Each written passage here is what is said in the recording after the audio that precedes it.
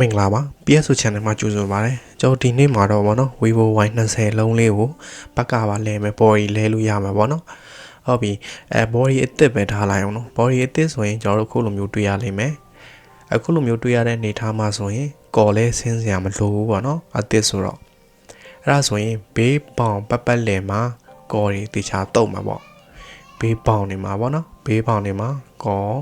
ပေါင်အောက်ကိုမကျအောင်တခြားလေးထိပြီးတော့တုံပါပေါ့နော်အဟောင်းမှာဆိုရင်တော့ကျွန်တော်တို့အဲ့ဘောင်မှာရှိတဲ့ကော်အဟောင်းတွေကိုတခြားလေးဆင်းပြီးပြီဆိုမှ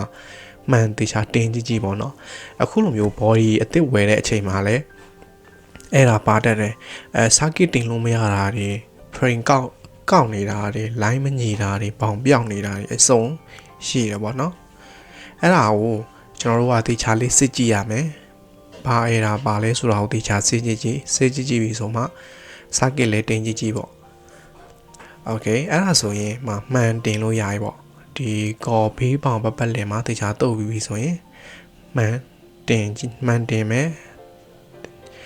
မှန်မတင်ခင်ကော်မတုပ်ခင်ပေါင်လေးကိုစစ်ဖို့တော့လိုတယ်ပေါ့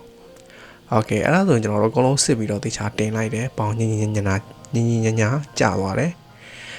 circuit တင်လိုက်ပြီပေါ့နော် circuit တင်လိုက်ပြီမှန် socket ကိုတခြားလေးပြန်ပြီးထည့်မယ်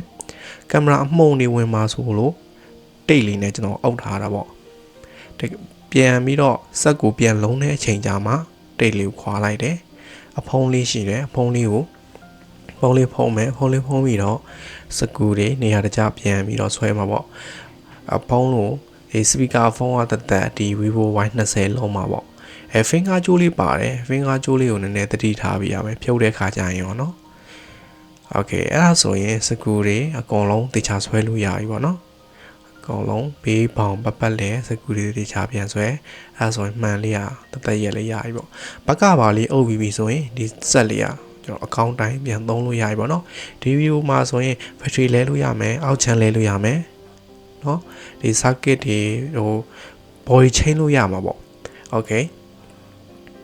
အခုလိုမျိုးပေါ့နော်ဖုန်းပြုပြင်နေတဲ့ shortware ပိုင်းတွေရော hardware ပိုင်းတွေရောဒီအခုဒီ channel ကျွန်တော်ရဲ့ PSO channel မှာပေါ့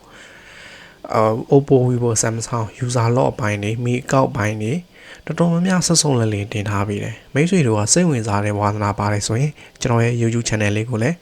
subscribe လေးနှိပ်ထားပေးဖို့တောင်းဆိုချင်ပါတယ်မိတ်ဆွေတို့ကအသေးစိတ်ကိုဒီ online group ထဲကို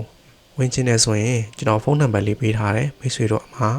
နော် Viber ပဲဖြစ်ဖြစ် Telegram ပဲဖြစ်ဖြစ်အသေးစိတ်မေးလို့ရတာပေါ့နော် Okay အဲ့ဒါဆိုရင်ဒီဆက်လေးမှာဆိုရင်စကူတွေအကုန်လုံးဆွဲပြီးပြီဆိုရင်တေးပင်လေးစီးဖို့လိုတယ်တေးပင်ကျွန်တော်အကုန်လုံးကျွန်တော်ကတစ်ခါတည်းလုံးလိုက်တယ်ပေါ့နော်အမှန်တိုင်းဆိုရင်လက်စမမြန်သေးဘူးဆိုရင်မှန်ကိုတင်ပြီးပြီဆိုရင်တေးပင်လေးစီးပြီးတော့နိုင်ဝက်လောက်တစ်နိုင်လောက်ထားပြီးပြီဆိုမှစက်ပြန်လုံးတာပိုကောင်းမှာပေါ့လက်စမမြန်သေးဘူးဆိုရင်ပြောတာပါ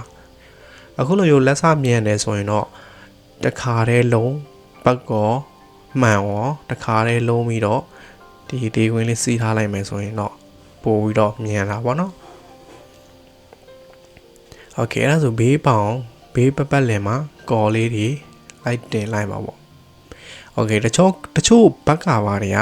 တစ်ခါသုံးမဲရတယ်ဆိုတာဘယ်လိုလဲဆိုရင်ဆေးကျွတ်ကုန်တာပေါ့နော်ဆေးကျွတ်ကုန်တာအမဲသုံးရမယ်အဖြူသုံးရမယ်ဆိုပြီးတော့အဲ့လိုမျိုးခွဲထားတာလေးတွေလည်းရှိသေးတယ်တော်တော်များများတော့အမဲပဲသုံးအဖြူပဲသုံးတစ်ခါခွာပြီးဆေးကကွက်သွားတယ်ကွက်သွားလို့ရှင်ဒီကာဘာကြီးကကွဲတာတော့မကွဲပဲနဲ့နော်ဆေးတွေကျွတ်နေတာပေါ့အဲ့လိုမျိုးကာဘာလေးတွေလည်းရှိတယ်ဒီနှစ်စားရှိတယ်ပေါ့နော်ကာဘာမှာဆိုရင်လည်း Okay ဒီကားတော့ကျွန်တော်မှန်လဲလို့ဆိုရင်အောက်မှာကော်အကြံလေးတွေရှိနေတယ်ဆိုရင်အလင်းပေါက်တာတွေပါတယ်ဖြစ်တတ်တယ်နော်အခုကဘာအလင်းမှမပေါက်အောင်အဲ့လိုမျိုးပေါ့ဒီ NCD အောက်ကိုလည်းကော်တွေမကြအောင်ဘောင်အောက်ကိုကော်တွေမကြအောင်အဲ့လိုမျိုးလေးတခြားစစ်ရမှာပေါ့ Okay အဲ့ဒါဆိုဘက်လေးအုပ်တေးပင်လေးကျွန်တော်တို့ပြန်ထိန်းလိုက်ပြီးတနိုင်လောက်ပြန်ထိန်းလိုက်ပြီးဆိုရင်ဒီဆက်လေးကကောင်းတိုင်းကျွန်တော်တို့ပြန်သုံးလို့ရပြီပေါ့နော်အခုလိုမျိုးပေါ့အဆုံးထိကြည့်ပေးတဲ့တယောက်ချင်းစီတိုင်းကိုအထူးကျေးဇူးတင်ပါတယ်ကျွန်တော်ရဲ့ YouTube channel လေးကို subscribe လေးမနှိပ်ရသေးရင် subscribe လေးနှိပ်ခဲ့ပေးဖို့တောင်းဆိုချင်ပါတယ်